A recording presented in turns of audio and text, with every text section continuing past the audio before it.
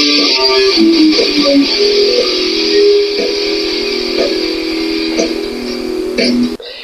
everyone, welcome to Logan's Mosh Pit. Glad to have you here. Do me a favor and please subscribe if you haven't already. Gather round, bookworms, because the time has come for a new episode of Rock and Read. Today we'll read Chapter 6 of My Effin Life by Geddy Lee. Here we go. Alex was regularly hitchhiking downtown in those days to see a girl who happened to be roommates with Wendy's sister Nancy, and one evening I accompanied him to a party at their apartment. Alex and I used to stoke up before parties with an alcoholic blend he called Panther Piss, a diabolical mix of rye whiskey, vodka, and kosher wine. Or in his case, Slivovitz, a foul Yugoslavian plum brandy, siphoned off in what we hoped were imperceptible amounts from each and every bottle in our parents' booze cupboards. But on this occasion, we took so much time mixing our brew, then traveling downtown, fueling up in a local park and getting lost, that by the time we arrived, it was way past dark. We knocked on the door, the sounds of Procol Harum within, but when we entered, there was no party. Just Alex's girlfriend, Beverly, and Nancy Young looking fine, with her long red hair and a sly grin. Yes, I had been set up.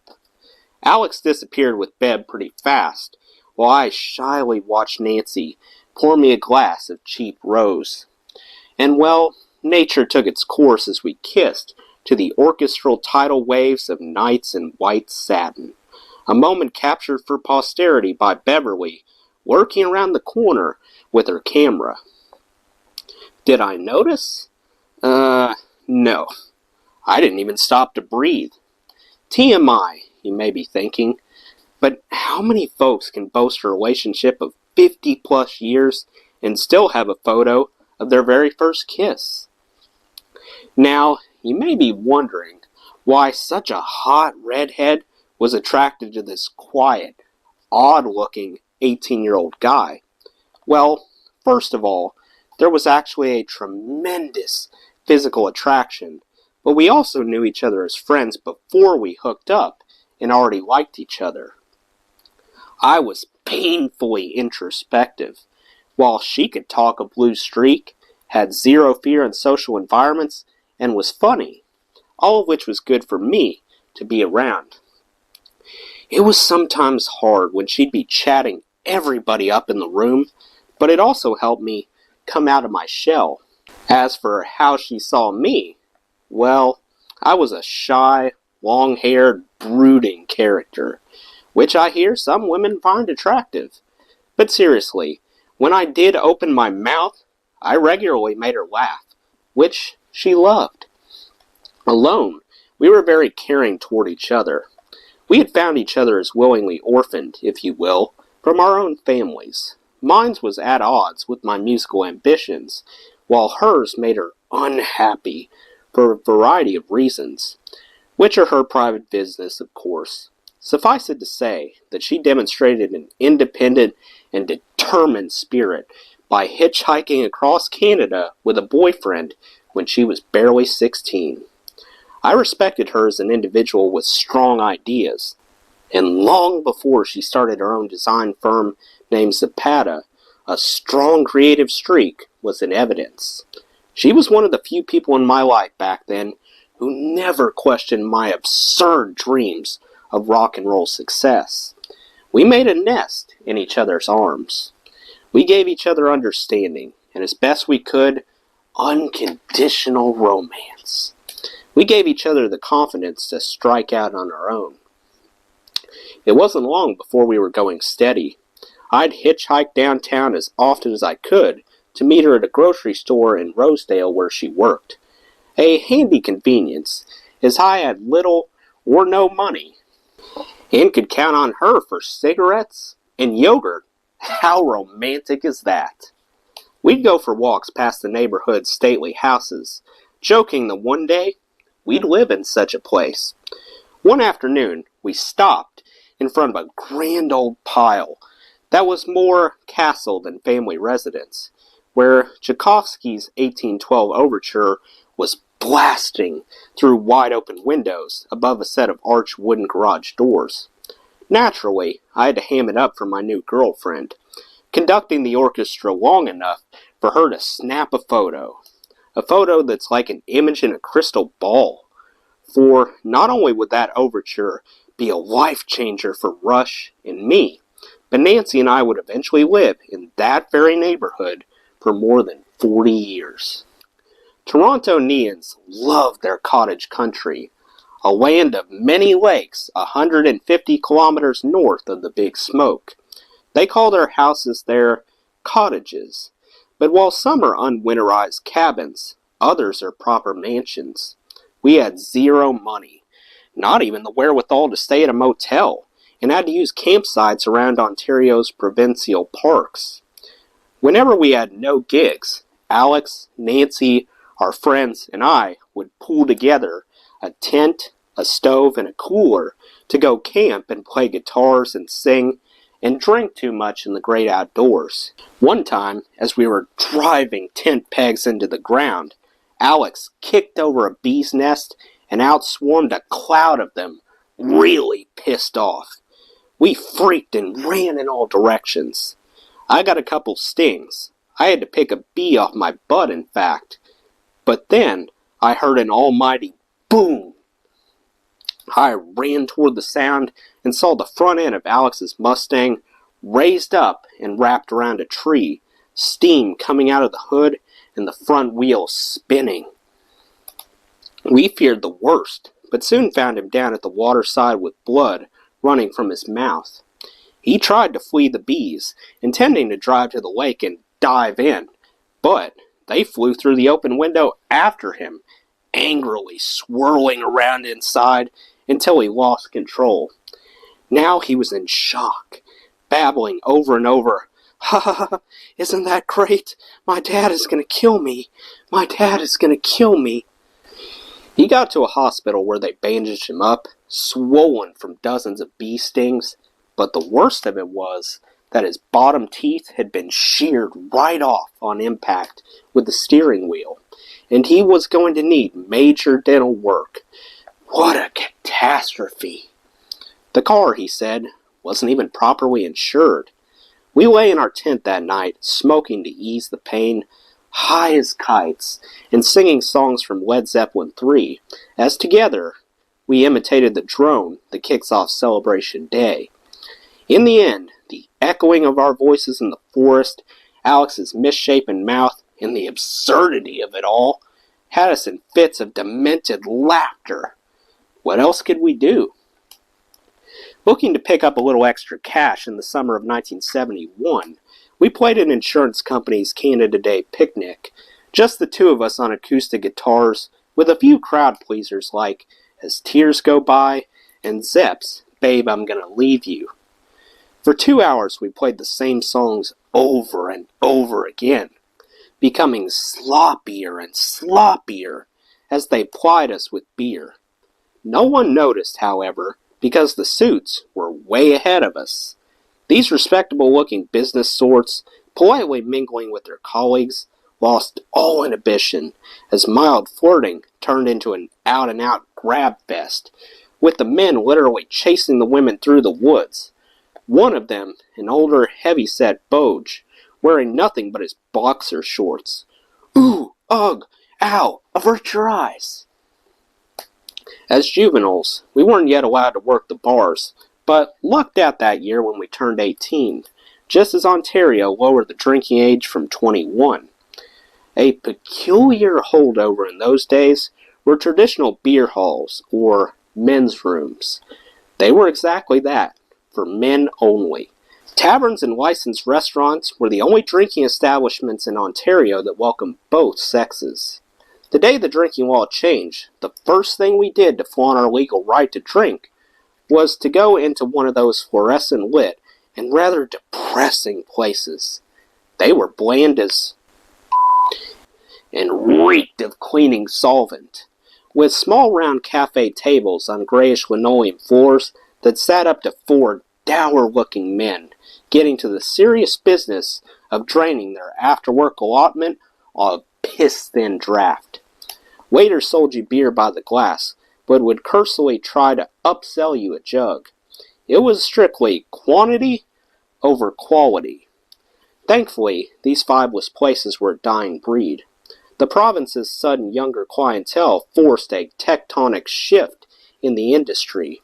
Many men's rooms were turned into rock bars for both sexes, and for us, those new rock bars were the right place at the right time. Now, it was time to turn pro and join the Musicians' Union. We felt it would legitimize our ambitions. It was a way of proving, not only to others, but to ourselves, that we were serious. Alex put an end to his days of having to spell out his long and foreign name, choosing a direct translation from Serbian to English. It literally means son of life, and so he became Alex Lifeson. With my own new alias, I was seizing the chance to shed the skin of that sad little boy I had been for too long. My life had always felt unimportant in the shadow of all that my parents endured in the camps, and even more so when Mom struggled as a grieving widow. After the turmoil of my father's passing, this was a chance to reinvent myself and stand out in the crowd. As I entered adolescence, particularly after my father's passing, there's no question that I withdrew. The atmosphere at home drained away a lot of my energy, and I clearly recall how subdued I was in the company of adults and new friends at school. The teens are an awkward phase for everyone, of course, but my dad died just as we moved into an alien suburb rife with anti-Semitism, and when I came out of my year of mourning, my shyness was reinforced by the shame of being fatherless and being pitied for that loss. I felt gawky, self-conscious, out of touch, and hypersensitive to the idea that thanks to my big old schnoz, I looked not just Jewish, but too Jewish. Whatever self-confidence I'd ever had was replaced by fear, and I went through the motions of adolescence with my head bowed. Trying to blend in with my mostly Gentile social scene, and driven by the idea that I needed to be a better person, I suppressed my Jewishness, hiding behind my lengthening curtain of hair and striving for a cool attitude. If I looked hip, I thought, then I must be hip, right? And since I was already alienated anyway, why not double down by raising up my freak flag? But I also wanted to be a part of the conversation, to speak out and speak well. And to do that, I knew I needed to get smarter. I worked at that seriously, through music first. Fortunately, I had an aptitude for it, and woodshedding on my instrument let my fingers do the talking. I also versed myself obsessively in bands and their albums, well-known and obscure, and was soon able to join the schoolyard arguments over which musicians were cool and which were not. I then turned my attention to cinema, which won me some respect from my peers, but it still was not enough. I felt shut out of discussions around books, so I started to read, fantasy fiction at first. Thank you, Mr. Tolkien. Building a vocabulary with which to express myself more succinctly. But most important, I realized that if I didn't understand something, I had better damn well start asking questions. That was a huge hurdle, because I then risked being looked down upon for admitting my ignorance. But to my surprise, my queries were usually welcomed, at least until later, when my incessant quizzing started driving recording engineers batty. Here's a valuable tip for you. Something key that I learned about people. They love to share their opinions. Even as an adult today, my shyness will occasionally threaten to drag me down. But being the crusty old pro that I am, I can usually swat it aside. One such moment was in 2017, when I walked into the rehearsal hall to practice Roundabout with Yes before their induction into the Rock and Roll Hall of Fame. At first, I stood there in awe, looking around at these older versions of my childhood heroes, musicians who were surely more experienced than me, and I needed a moment to gather myself. All it took was a warm hug from Steve Howe to help me enter the fray. But that brief hesitation was a reminder that regardless of my physical age, I can still revert to that little kid from the Willowdale suburbs. For most of its 40-plus years of touring life, Rush would essentially be a big venue band that eschewed the bars, but the clubs that formed in the wake of those dying men's rooms were the break we really needed. A shot at self-sufficiency, a chance to work nightly instead of just on weekends, and an opportunity to play to an older, if inebriated audience. However, we soon hit roadblocks as we discovered how resistant these venues were to a band that dared to think of itself as having concert potential. It was normal then to be contracted to do 4 40-minute sets, plus one 15-minute set to close the night. And then there were the hateful Saturday matinees. I had never been a fan of getting up earlier than I had to, especially after playing late into the night. But to get my voice ready for a mid-afternoon show was torture.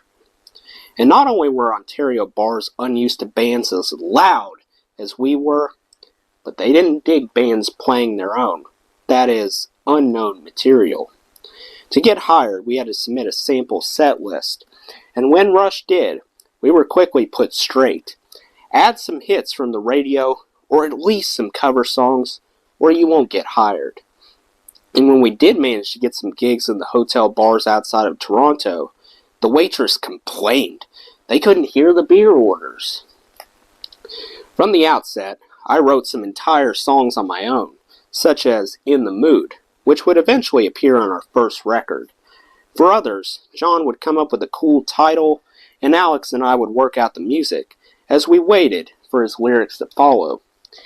Interesting, isn't it, that both drummers and Rush wrote the lion's share of our lyrics?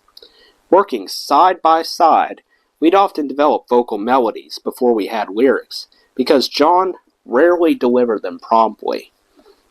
Paul McCartney famously talks about having no words for the melody of what would become Yesterday.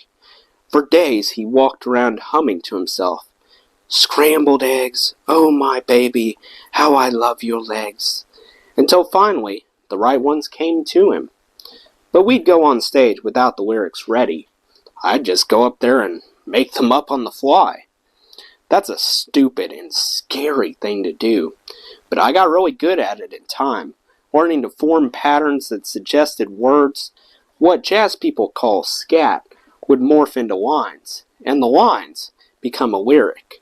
Scatting allowed me to work out the phrasing in advance, adding a breath here or taking a word away there, so that when the lyrics finally did come along, I had the right articulation and rhythm.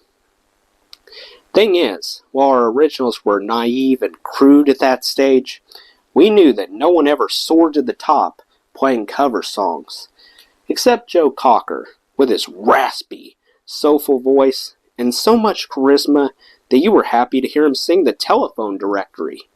So we compromised, always an ugly word for us, even back then, by peppering our set list with songs by impressive big-name artists, but only their deep cuts. That way we could have our cake and eat it too. We added songs like the Rolling Stones version of the Buddy Holly classic Not Fade Away, Procol Harum's Simple Sister, Cream's Spoonful, Led Zeppelin's Living Loving Maid, and eventually David Bowie's Suffragette City.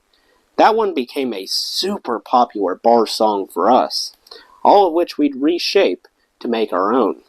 For example, we played a 15-minute version of Junior Walker and the All-Stars Roadrunner, just jamming the out of it with an Echoplex heavy solo, courtesy of Alex. It worked, and we started getting booked a lot. In the early 70s, the Toronto circuit basically consisted of the Abbey Road pub, upstairs from George's Spaghetti House on Queen Street, and the Gas Works, and the Piccadilly Tube, both on Yog. Those were the days before mosh pits and body surfing, so the only time I ever had that kind of interaction with the audience was when I got drunk on my birthday and fell into the crowd, and they very kindly pushed me back up onto the stage. There was also the Meat Market, renamed the Colonial Underground in punk's heyday, with a seriously rambunctious crowd. Alex had just had a wisdom tooth removed before one gig there, so out of it, due to the painkillers, that he had to play sitting down on a chair, his mouth swollen and bleeding. The upside being that he had a front row seat for a fight that broke out in front of him right as we were playing. You can't fight it. Then there was an oddball show at the Queen Street Mental Health Center, with patients dancing/convulsing in every imaginable way, and me discreetly mumbling the line, "They got some crazy little women there, and I'm gonna get me one," for a rocked up cover of Wilbert Harrison's Kansas City we were playing at the time. We laughed about it for years after, but truthfully, it was sad and disturbing. I can only hope that to them, it felt like a party. While never taking our growing Toronto following for granted, Ray would often send us gigging around Ontario, way out of town. He booked us in some pretty obscure places, for us anyway, sometimes for a week or two at a time. The Russell Hotel in Smith Falls was one memorably shabby party place. Then there was the unforgettable 2-week stand at Finnegan's in the Thunder Bay Motor Hotel in, you got it, Thunder Bay, where our deluxe accommodation consisted of 2 big rooms with cots scattered about and 0 heating. I remember sleeping with a blow dryer under the covers and having to turn it on every hour to warm myself up. Then on waking, we'd have a shot of rye whiskey just to get the blood circulating. The owner was a real who wouldn't advance us any money. Being broke, we couldn't go out for so much as a 99-cent burger and had to take all our meals on credit in the hotel, running up a food bill that in the end would come off our pay. His only kindness was just before the final Saturday matinee. Attendance, 2 to 3 drunk patrons, when he sprang for a couple of jugs of draft beer, which of course we annihilated before the set, half of which Alex and I ended up playing horizontal. It hardly mattered to the crowd, such as it was. I recall one regular yelling, "Neil Young was born here! Neil Young was born here! Neil Young was born here!" Okay, dude, thanks for letting us know. Again. On the bright side, enduring years of catcalls and slurred requests for smoke on the water did build character and give us a thicker skin. As official working musicians now, we simply took it in our stride and would end our bar days in July 1974 headlining upstairs at the Colonial Tavern, the venerable jazz club where greats like Cannonball Adderley and Thelonious Monk had once played. It was the only place any of our parents came to see us, as you could book a table upstairs overlooking the stage and enjoy dinner while we pummeled you from below. Now, this whole business of writing a memoir is a dicey proposition, especially when one is over the age of 69. Yikes! Did I just say that out loud? I, for one, am filled with self-doubt and recrimination when the old hard drive fails to bring up a file on demand. Some memories are solid as a rock, usually moments of triumph or failure, turning points, instances of sadness or loss, but others are a blank. This is troubling. You'd think that the life I led, especially between 68 and 72, was so new and exciting that the memories would be indelibly imprinted on the little gray cells. Yet to my dismay, there are tracks of time and even relationships that have blown away like so many fallen leaves. Why? Why so many lost gigs? I suppose that some were simply not of much consequence, while others are simply too painful to recall. I can barely remember a thing, for instance, about the hiring of the guitarist Mitch Bossy, the gigs he played with Rush, or even my relationship with him. Why not? Bringing him on board was John's idea, as they were friends. He started with us in the late fall of 1971, maybe early spring of 1972. He was a sweet guy and a decent rhythm player, I remember that much. He lent us a fatter sound, as Wendy had before him. His parts gave Alex more freedom to solo, and he definitely looked cool on stage with his groovy shag haircut. As we became more successful on the bar circuit, John himself was getting more and more into fab threads and had cut his hair into a cool layered mod vibe. Maybe that's a reason John wanted Mitch in. To some degree, they were brothers in fashion. Alex and I weren't so concerned about the band's visual appeal, but I guess we went with the flow. After a few months, however, we decided he wasn't working out. Alex recalls that as Mitch was opening his guitar case one day, John broke the news to him. Mitch simply closed the case, picked it up, and walked out without a word. Beyond that, all I've had in my mind's eye for years were images of Mitch sitting in a parking lot with us, and another occasion at a shoe shine stand. But rummaging through the old files, I find that both of these moments are in fact publicity shots from the period. In the grand scheme of things, I'm sorry to say, our connection was tenuous at best. At home, despite giving me the silent treatment for leaving school, Mom had more or less resigned herself to the fact that I wasn't changing my mind. She helped with the occasional handout of cash and paid for my driving lessons, and I even inherited her old car, a beat-up Pontiac Grand Parisian that I used to drive to gigs in places like Oshawa. She was a powerhouse, I have to say. While almost single-handedly raising my 10-year-old brother, she built up the store in Newmarket enough to consider expansion. She was struggling, however, to come to terms with my sister Susie, who had married outside of the faith and given birth to my nephew Robbie, and I knew she'd find the idea of me following suit very hard to swallow. I had left religion behind me after Dad died, so Nancy, being a Gentile, was never an issue for me at all. But this was not the life Mom had imagined for herself after surviving the war. Unless things became serious, like marriage serious, there was little to gain from adding to her woes. And although I was technically still living at home, I was out and about so much that it felt just as easy to keep a little truth, like my relationship with Nancy, from her. Did I say marriage serious? In reality, things were becoming strained between Nancy and me. It's a big enough ask for anyone, let alone someone as fiercely independent as she, to hook up with a musician. But the extra pressure we created for ourselves by keeping our relationship a secret made it increasingly tough to be on the same page. It was looking more and more like we needed to flap our wings a bit. And one day, she suggested we break up. I was shocked and hurt at first, arguing that we could work it out, but she was determined to move on. Then I thought, maybe the timing wasn't so bad.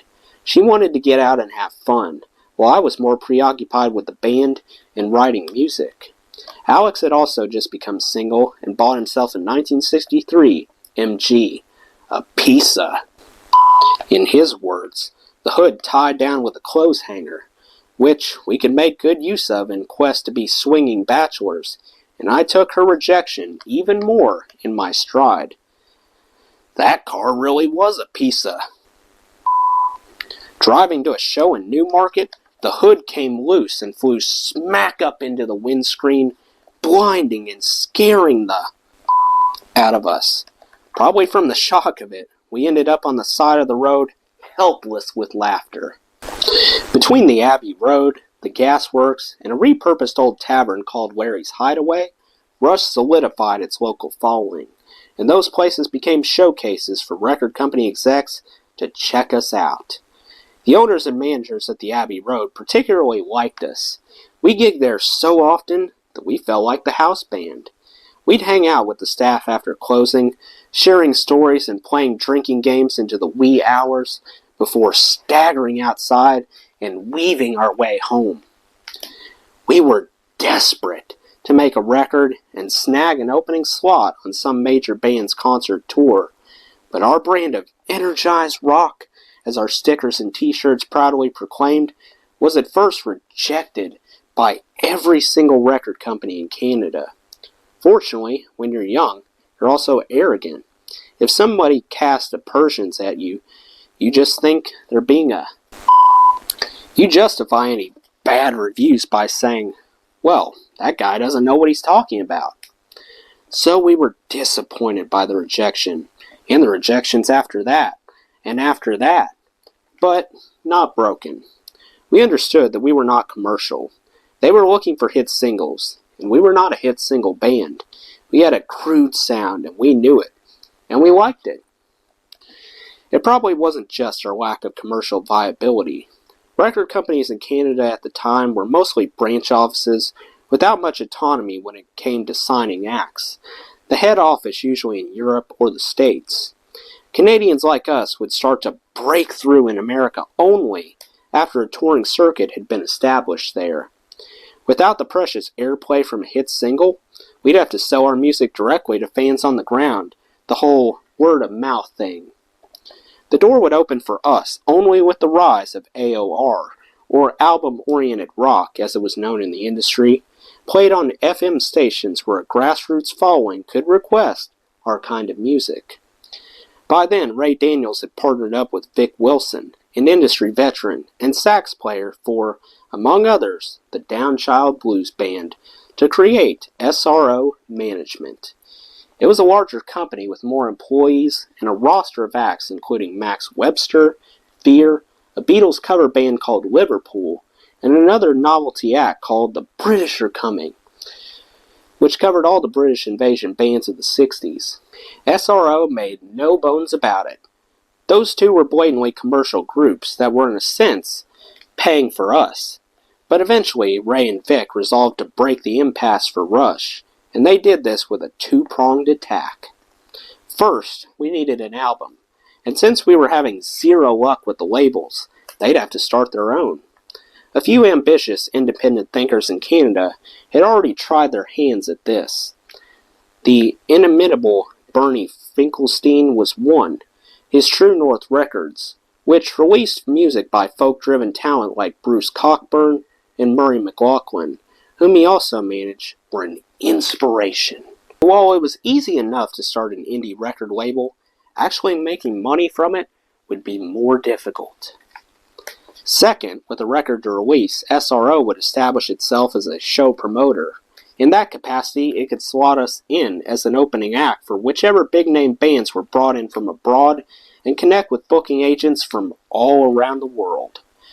With any luck, this ambitious plan would lead to a cross-country tour, a wider and more sober audience than the ones we were facing off against in the bars, and ultimately a record deal in the USA and beyond.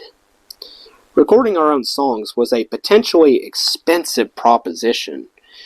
We had only ever recorded once before, just a few songs at a demo studio called Soundhorn at the back of a parking garage beneath the notorious Rochdale College building.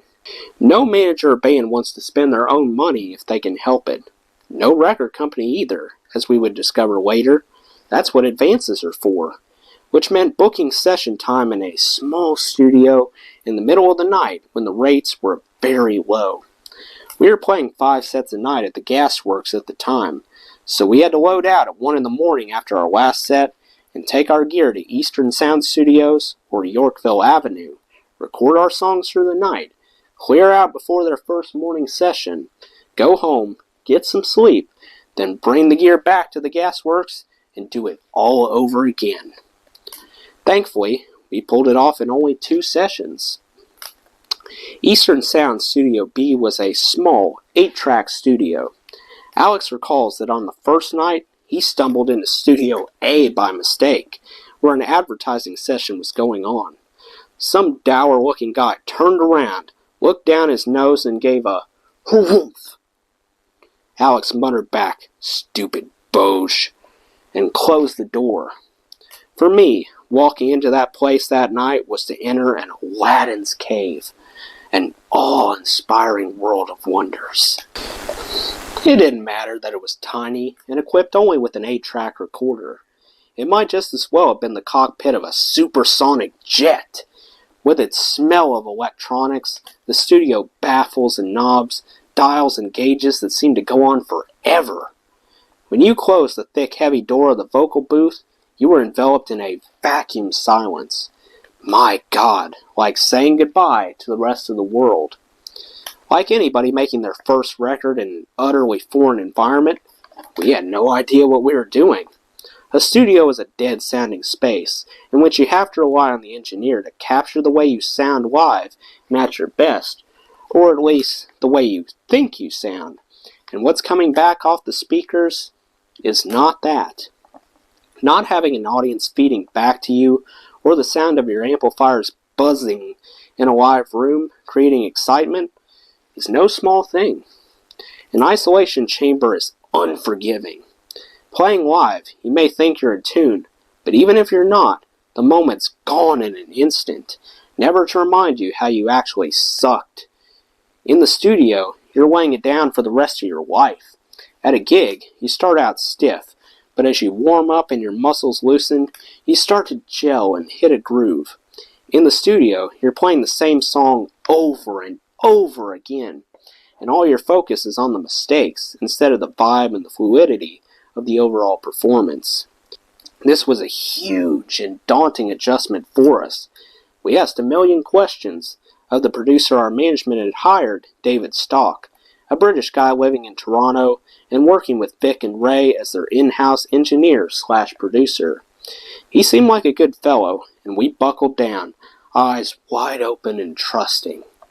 As a rhythm section, John and I had a lot to learn, but because we'd been playing long sets back-to-back nightly for weeks, we had our parts down pat.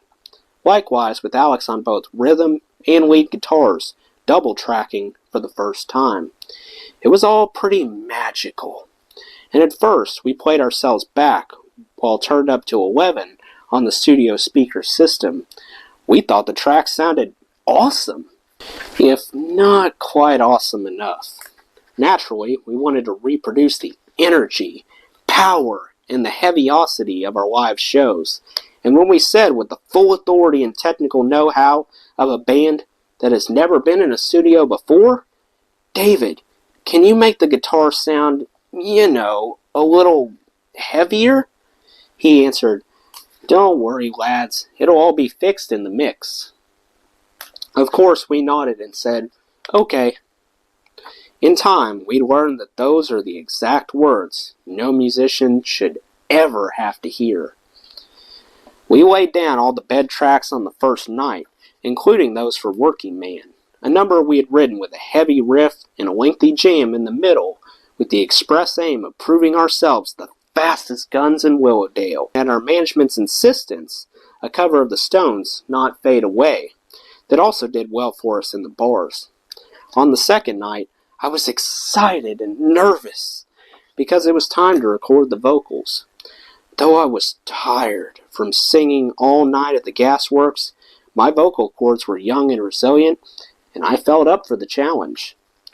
As I mentioned earlier, while waiting for John to come up with actual lyrics, I used to make up substitute words on the fly to tide us over, and after several performances, those substitutes would sometimes form a pattern.